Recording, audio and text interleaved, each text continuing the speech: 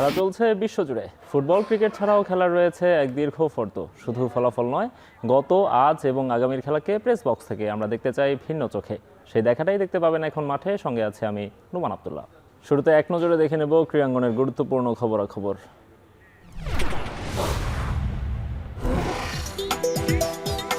বিশ্বকাপ চলাকালে ক্রিকেটারদের জন্য 2.5 কোটি টাকার টুর্নামেন্ট আয়োজনের ঘোষণা বিসিবির। 3 দলে ভাগ হয়ে অদম্য বাংলাদেশ টি-20 কাপ খেলবেন ক্রিকেটাররা। অধিনায়ক এবং কোচদের নাম ঘোষণা। 5 ফেব্রুয়ারি শুরু হওয়ার টুর্নামেন্টের ফাইনাল 9 তারিখ।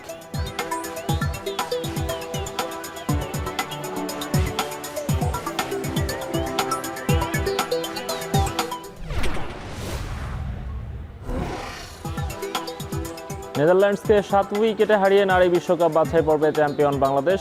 সুপার 6 পর্বের 5 ম্যাচে সবকটিতেই জয় পেয়েছে নিগার সুলতানা জ্যোতির দল। শেষ ম্যাচে নাহিদার 4 উইকেটের সঙ্গে অধিনায়ক জ্যোতির 50-তে জয় পেয়েছে টাইগ্রেসরা।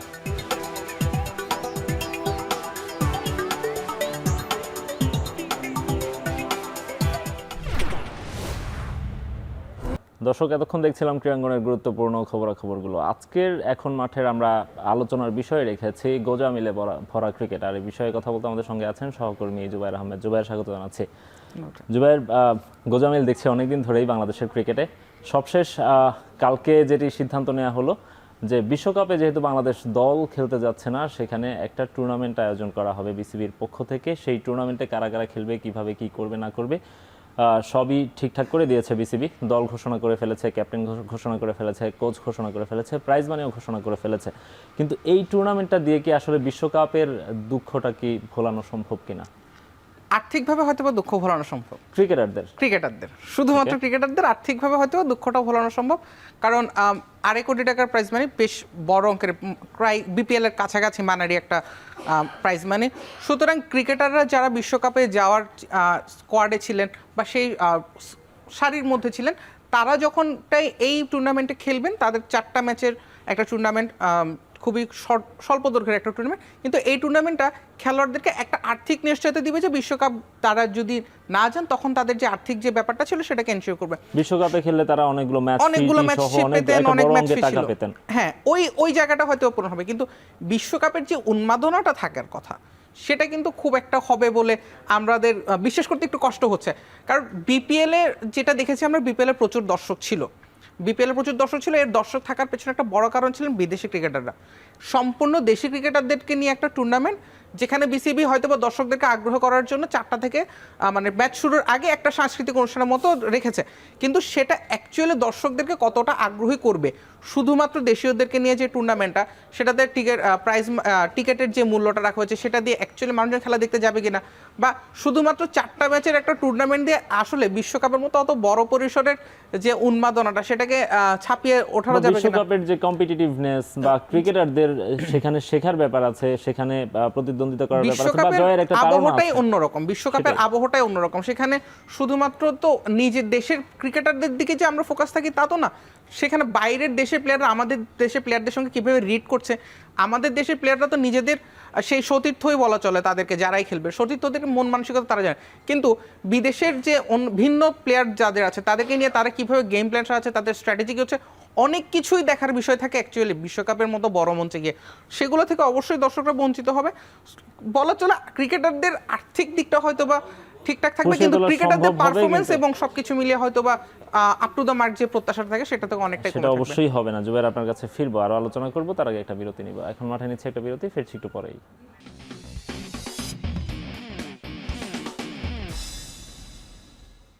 বিরতির পর ফিরে এলাম, দেখছেন এখন মাঠে। জুবায়ের, আমরা যে টুর্নামেন্টের কথা আলাপ করছিলাম, সেই টুর্নামেন্টের আগে প্রতিদিন দর্শক টানার জন্য একটা 2 ঘন্টা করে সাংস্কৃতিক অনুষ্ঠানের কথা বলা হচ্ছে। ক্রিকেট মাঠে দর্শকরা সাংস্কৃতিক অনুষ্ঠান দেখতে কেন যাবেন? এটা একটা বড় প্রশ্ন। কারণ এর আগেও না, বিপিএল এর ফাইনালটা বলি বা বিপিএল এর উদ্বোধনী ম্যাচ বলি, সাংস্কৃতিক অনুষ্ঠান কেন্দ্র করে একটা উন্মাদনা থাকে, কিন্তু সেটা কখনোই ক্রিকেট ভক্তরা সেই জিনিসটা কিন্তু ঠিক কতটা আগ্রহী হন সেটা একটা দেখার বিষয়। গেট খুলে দেওয়া হচ্ছে, ক্রিকেটার দর্শকরা তাদের আসনটা নেওয়ার জন্য যাচ্ছেন, কিন্তু এরপরে যে সাংস্কৃতিক অনুষ্ঠানের যে প্রসেসটা থাকে সেটা তো অনেক ক্ষেত্রে দর্শকরাও কিছুটা বিব্রত বোধ করেন এবং বিরক্ত হন, এবং বলা চলে যে এই জিনিসটাতে খুব বেশি স্বস্তিদায়ক না। সব শ্রেণীর দর্শকদের কথাই যদি আমরা বলি, সব শ্রেণীর দর্শকদের জন্য যে সাংস্কৃতিক অনুষ্ঠানের যে প্রসেসটা বিসিবি বা বর্তমানে সব ধরনের ক্রিয়া, আমরা ফুটবলেও দেখেছি এখানে একটা সাংস্কৃতিক অনুষ্ঠান হচ্ছিল ম্যাচের হাফ টাইমে, তো এই যে প্রসেসটা সেটা সব শ্রেণীর দর্শকের জন্য স্বস্তিদায়ক না। সুতরাং এই জিনিসটা সম্ভবত একটু চিন্তা করা উচিত যে ডিফারেন্ট বা ইনোভেটিভ কিছু করা যায় কিনা। আমি জুবের একটা আলাপ প্রায়ই শুনি, সিনিয়র সাংবাদিকদের মুখেও শুনি, বিসিবির পরিচালকদের সঙ্গে যখন আমরা অফ দ্য রেকর্ডে কথা বলি তাদের অনেকের মুখে এটা শুনি যে ক্রিকেট বোর্ড অনেক টাকা হচ্ছে অপচয় করে। হ্যাঁ, যেমন ধরেন হচ্ছে এই যে প্রতিদিন সাংস্কৃতিক অনুষ্ঠান হবে, নিশ্চয়ই এখানে একটা বড় অঙ্কের অ্যামাউন্ট যাবে। আমরা দেখেছি যে বিশ্বকাপের ম্যাচগুলোতে যেই পরিমাণ আতশবাজি করা হয়, এইটা কি খুব গুরুত্বপূর্ণ কিনা? বিসিবির টাকা খরচ করার অনেকগুলো রাস্তা আছে, অনেকগুলো জায়গা আছে যেখানে তারা টাকা খরচ করে না। আমাদের ফার্স্ট ডিভিশন সেকেন্ড ডিভিশনের ক্রিকেটারদের পেছনে অনেক কম টাকা খরচ করা হয়, ইভেন ওরা খুবই মানবেতর জীবনযাপন করে, এরকম অনেক গল্প আমরা জানি।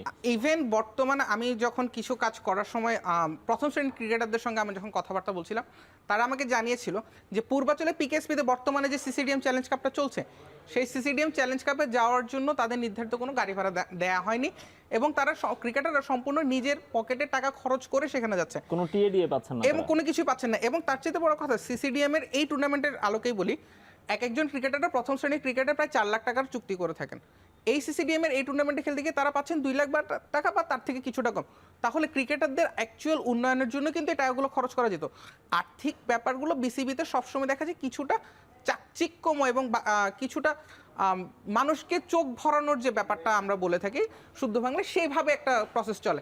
সুতরাং আমার মনে হয় ক্রিকেটের দিক থেকে যে ক্রিকেটীয় উপায়ে টাকা পয়সা খরচ করার যে প্রসেসটা, সেটাতে সম্ভবত বিসিবি একটু উদাসীন।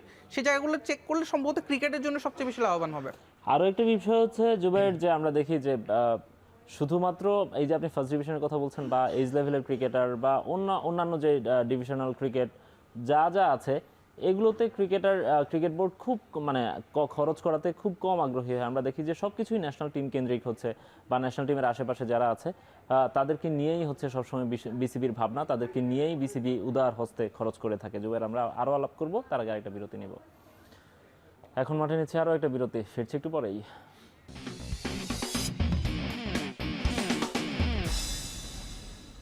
বিরতির পর ফিরে এলাম, দেখছেন এখন মাঠে। জুবাইর, আমরা যে টুর্নামেন্টটা নিয়ে আলাপ করছি, সেই টুর্নামেন্টের যে প্রেস রিলিজটা আমরা পেয়েছিলাম, তার কিছুক্ষণ আগে আমরা আরেকটা প্রেস রিলিজ পাই। সেখানে বলা হয় যে সাংবাদিকদের, আমরা যারা ক্রিকেট বিটে যেসব সাংবাদিকরা কাভার করতে যান, ক্রিকেট কাভার করতে যান, তাদেরকে হচ্ছে বেশ কয়েকটা রেস্ট্রিকশনস দেওয়া হয়েছে। এর মধ্যে আপনি ম্যাচ ডে ছাড়া অথবা হচ্ছে প্রেস কনফারেন্সের জন্য ইনভাইটেশন ছাড়া আপনি হচ্ছে বিসিবিতে ঢুকতে পারবেন না। আমরা ইউজুয়ালি দেখি যে বিসিবি একটা আলাদা জায়গা, সাংবাদিকদের জন্য একটা মিডিয়া সেন্টার করা আছে। সেই মিডিয়া সেন্টারটাতে হচ্ছে সাংবাদিকরা সবসময় যান, সেখানে বসেন, তাদের নিয়মিত কার্যাবলী তারা সম্পাদন করেন। এই যে বিসিবি যে রেস্ট্রিকশনটা দিল, এই বিষয়টা নিয়ে একজন ক্রীড়া সাংবাদিক হিসেবে আপনার ওপিনিয়নটা কি? মিশ্র। বিসিবির এই জায়গাটা যে কারণে এটা বন্ধ করেছে সেটা বলা হচ্ছিল যে ক্রিকেটারদের নিরাপত্তা এবং কিছু ক্ষেত্রে প্রাইভেসির ব্যাপারটাও থাকে। বাংলাদেশ ক্রিকেটের বর্তমানের যে ক্রিকেট বিটের যে অবস্থাটা, সেটাতে দেখা যাচ্ছে একজন ক্রিকেটারের প্রাইভেসিটা অনেক ক্ষেত্রে নষ্ট হয়ে যাচ্ছে। এটা একটা ইস্যু, ক্রিকেটারদের ব্যক্তিগত সেই জায়গাগুলোকে, আমার মনে হয় সার্টেন কিছু জায়গাতেই নষ্ট হচ্ছে। কিন্তু আরেকটা দিক থেকে দেখার বিষয় যে ক্রিকেটাররা, ক্রিকেট বিটে যারা কাজ করে, তারা যদি স্টেডিয়ামে যেতে না পারেন, তাহলে তারা স্বচ্ছ খবর নিয়ে আসার বা স্বচ্ছ খবরকে প্রেজেন্ট করার যে তাদের যে দায়িত্বটা, সেই দায়িত্বটা তারা কিভাবে পালন করবে? বিসিবির সেই মিডিয়া সেন্টার শুধুমাত্র আসলে ম্যাচ কভার করা না, বিসিবির অভ্যন্তরীণ অনেক কিছু নিয়ে সাংবাদিকরা কাজ করে থাকেন। বিসিবির যে একটা স্বায়ত্তশাসিত প্রতিষ্ঠান, সেটা স্বচ্ছতার যে জায়গাগুলো থাকে, সেগুলো নিয়েও বিসিবি ক্রিকেট সাংবাদিকরা কাজ করে থাকবেন। বিসিবির অভ্যন্তরীণ অন্যান্য কোনো জটিলতা থাকলে সেটাও, কারণ বিসিবির সেই যে প্রতিষ্ঠান, সেটার প্রতি কিন্তু দেশের মানুষের একটা আগ্রহ আছে, বিসিবিরও দেশের মানুষের প্রতি একটা দায়বদ্ধতা আছে। অবশ্যই এই দুটো জিনিসের সংযোগটা কিন্তু সাংবাদিকরাই করে থাকে সব সময়ের জন্য। এটা শুধু আজকের দিনের জন্য না, বিসিবি যত নিজেকে প্রতিষ্ঠান হিসেবে যতটা বড় করতে পেরেছে, যতটা মানুষের কাছে প্রতিষ্ঠিত করতে পেরেছে, তার একটা বড় কারণ ছিল সাংবাদিকদের, যে তাদের যে নিবেদনটা ছিল সাংবাদিকদের, সেটা। কিন্তু এখানটা আরেকটা জিনিসের, যে জিনিসটা আমি প্রথমে বললাম, যে ব্যক্তিগত নিরাপত্তাগুলো, ক্রিকেটাররা এখন একাডেমি মাঠে আসা যাওয়া, সে কি খাচ্ছে, সে কি পড়ে, কিভাবে সে প্র্যাকটিস করছে, সে কোন জায়গাগুলো নিয়ে কাজ করছে, এই জিনিসগুলো, হ্যাঁ, এই জিনিসগুলো যেভাবে দেখা হচ্ছে বাইরের বিশ্বে কিন্তু ক্লোজ ডোর অনুশীলনটা খুবই প্রচলিত। কেন? নিজেদের কৌশলগুলো প্রতিপক্ষের কাছে অজানা রাখার জন্য। ইন্টারনেটের যুগে মনে হতে পারে আমি বাংলা ভাষায় একটা কন্টেন্ট দিচ্ছি, সেটা নিয়ে কেমন সাড়া পড়তে পারে, কিন্তু এই কন্টেন্টগুলো কিন্তু বিদেশি প্রতিপক্ষরা অ্যানালাইসিস করে।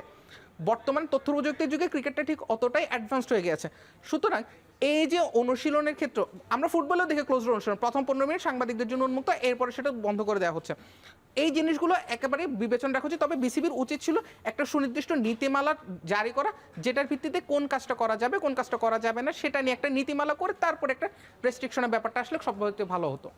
সেটাই জুবাইর, আমরা সেভাবেই আশা করব ক্রীড়া সাংবাদিকদেরকে পূর্ণ সম্মান এবং তাদের যে স্বাধীনতা কাজের সেটি অবশ্যই এনশিওর করবে বিসিবি। আপনাকে অসংখ্য ধন্যবাদ আমাদের সঙ্গে সময় দেওয়ার জন্য। Thank you. শেষ করছি এখন মাঠের আজকের আয়োজন।